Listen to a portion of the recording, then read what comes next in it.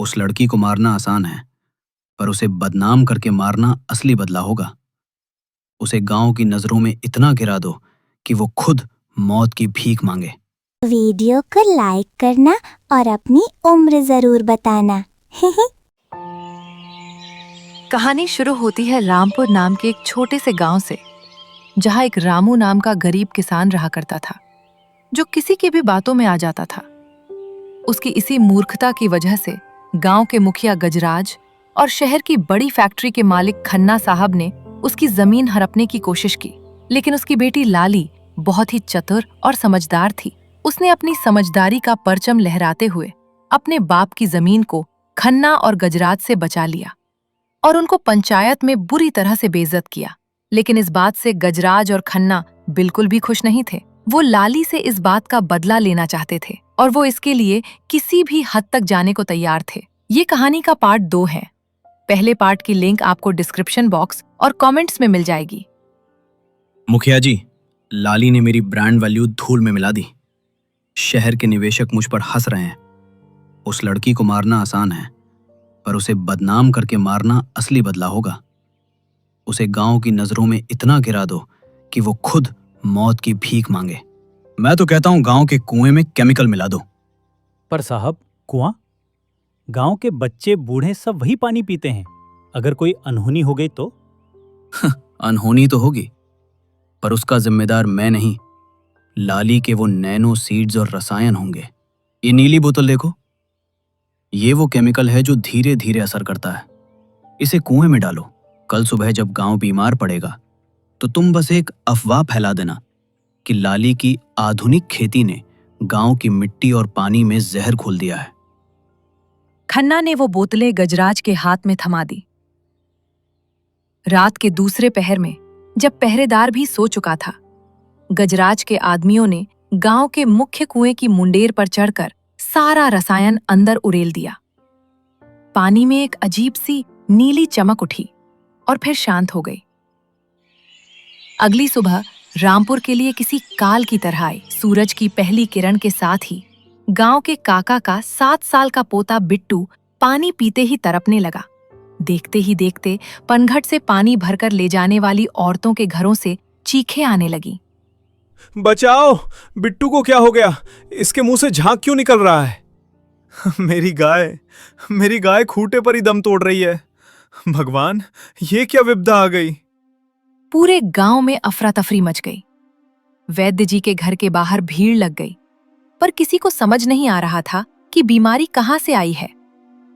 तभी मुखिया गजराज अपने कुर्ते को संभालते हुए चौराहे पर प्रकट हुआ। भाइयों, ये कोई बीमारी नहीं है। ये वो जहर है जो उस लाली ने अपनी नई तकनीक के नाम पर हमारे खेतों में बोया था। मैंने कल रात देखा था। लाली कुएं के पास कुछ छिड़क रही थी। उसने शहर के बाबू के साथ मिलकर हमारे पुरखों के पानी को अपवित्र कर दिया है। गांव के काफी सारे लोग इकट्ठा हुए और वे रामू के कच्चे घर के बाहर जमा हो गए। रामू, जो अपनी बेटी की अक्ल पर गर्व कर रहा था, आज पत्थर की मूरत बना खड़ा था। लाली को बाहर निकालो।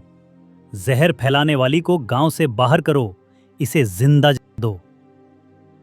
मुखिया जी, मेरी बच्ची ऐसा नहीं कर सकती। उसने तो गांव की भलाई चाही थी। भलाई? आधा गांव बिस्तर पर पड़ा है। बच्चे मौत से लड़ रहे हैं और तू भलाई की बात करता है? लाली, बाहर निकल। लाली बाहर आई। उसके चेहरे पर डर नहीं, बल्कि एक गहरी सोच थी। उसने भीड़ को देखा और फिर मुखिया की आंखों में झांका। अगर जहर मैंने फैलाया है तो मैं सजा भुगतने को तैयार हूं, पर मुझे एक मौका दो। मैं उस जहर का तोड़ जानती हूं। हमें तेरा कोई तोड़ नहीं चाहिए। पंचायत का फैसला है। तू और तेरा बाप सूरज ढलने से पहले गांव छोड़ दोगे, वरना अंजाम बुरा होगा। भीड़ के जाने के बाद घर में सन्नाटा था। रामू ने पहली बार अपनी बेटी की तरफ नहीं देखा। वो कोने में बैठकर अपनी पुरानी लाठी सहला रहा था। लाली, लोग कह रहे हैं कि तूने वो खाद कुएं के पास रखी थी। क्या तूने सच में उन चमकते दानों के लालच में हमारे गांव का गला घोट दिया? बोल लाली, क्या मैं एक हत्यारी का बाप हूं?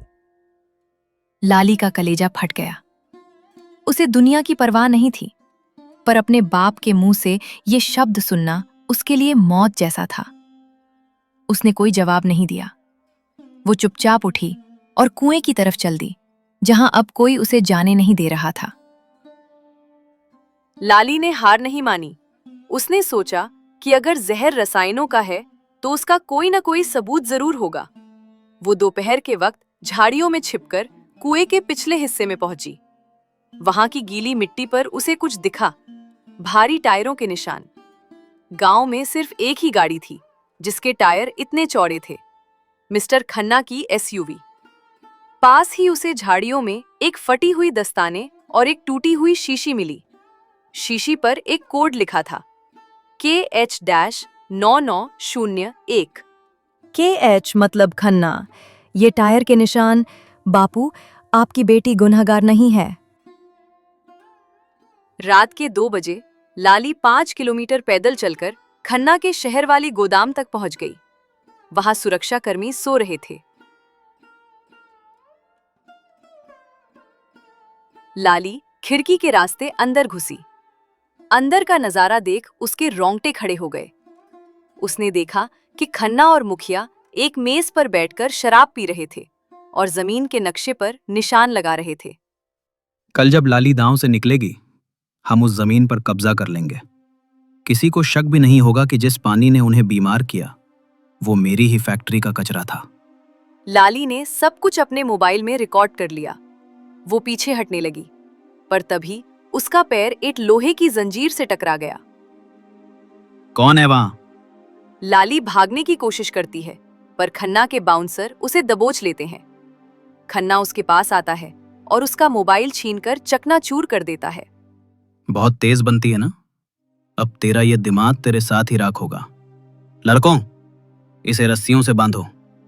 यहाँ बहुत सारा केमिकल है। एक चिंगारी और रामपुर की अक्ल हमेशा के लिए शांत हो जाएगी। उन्होंने लाली को कुर्सी से बांध दिया। खन्ना ने गोदाम के दरवाजे पर ताला लगाया और एक जलती हुई माचिस फर्श पर पड़े तेल पर फेंक दी। आग तेजी से लाली की तरफ बढ़ने लगी। धुएं के गुबार में लाली की आंखें बंद होने लगी। गोदाम के अंदर लपटें आसमान छू रही थी। लाली रस्सियों से जकड़ी हुई थी। धुआं उसके फेफड़ों में भर रहा था। उसे लगा कि आज अंत निश्चित है। उसने अपनी पूरी ताकत झोंककर अपने आप को आजाद कर लिया। लाली ने बिना वक्त गवाए वहां रखे एक खाली भारी लोहे के ड्रम को पलटा और उसके नीचे दुबक गई। अगले ही पल एक बड़ा धमाका हुआ और गोदाम की छत ढह गई।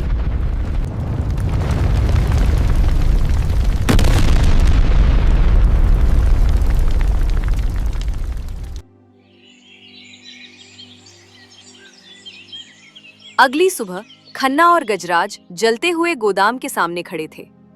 राख के ढेर को देखकर खन्ना के चेहरे पर एक शैतानी तसल्ली थी। खत्म। रामपुर की अक्ल अब राख बन चुकी है। मुखिया जी, अब चलिए। आज मंत्री जी का दौरा है। हमें अपनी जीत का जश्न मनाना है। गांव में खबर फैल गई कि खन्ना के गोदाम में आग लगी है। रामू बदहवास होकर वहां पहुंचा। राख के ढेर में उसे लाली की एक अधजली चप्पल मिली। मेरी बच्ची लाली, मुझे माफ कर दे बिटिया, मैंने तुझ पर शक किया। लोग सच कहते थे, मैं मूर्ख हूं, सबसे बड़ा मूर्ख। पूरा गांव चुपचाप तमाशा देख रहा था। किसी की हिम्मत नहीं हुई रामू को कंधा देने की।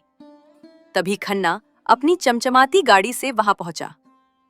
दुख मत करो रामू भाई, तुम्हारी बेटी सबूत मिटाने आई थी और खुद राख हो गई। खैर, अब ये गांव मेरा है। आज मेले में मंत्री जी के सामने तुम सबको अपनी जमीनों के कागज मुझे सौंपने होंगे, ताकि मैं यहाँ फैक्ट्री लगाकर तुम्हें रोजगार दे सकूं। रामपुर के बड़े मैदान में मेला लगा था। मंच पर सूबे के मंत्री जी बैठे थे। खन्ना और गजराज ऐसे बैठे थे जैसे गांव के सबसे बड़े शुभचिंतक हों। हजारों गांव वाले वहां जमा थे। सबके हाथों में खन्ना की कंपनी के कागज थे। भाइयों, लाली ने जो पाप किया उसे खन्ना साहब धो रहे हैं। आप सब इन कागजों पर अंगूठा लगाइए और अपने पुराने कर्जों से मुक्ति पाइए। जैसे ही काका अंगूठा लगाने के लिए बढ़े, अचानक मेले के बड़े लाउडस्पीकरों से एक फटी हुई लेकिन बुलंद आवाज गूंजी। ठहरो, हाथ हटाओ उन कागजों से। भीड़ के बीच से एक साया निकला।